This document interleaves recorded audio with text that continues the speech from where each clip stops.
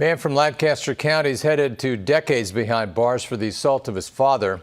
This update from the Cassgram, Seth Kettlehut is now 38. In April, he pleaded guilty to 3 charges, including assault. On Monday, he was sentenced to 10 to 15 years in prison on 2 of the charges, plus an additional 2 to 3 for false imprisonment. In November of last year, he held his father prisoner for several hours, hitting him in the head with a PVC pipe and threatening him with a steak knife and a gun.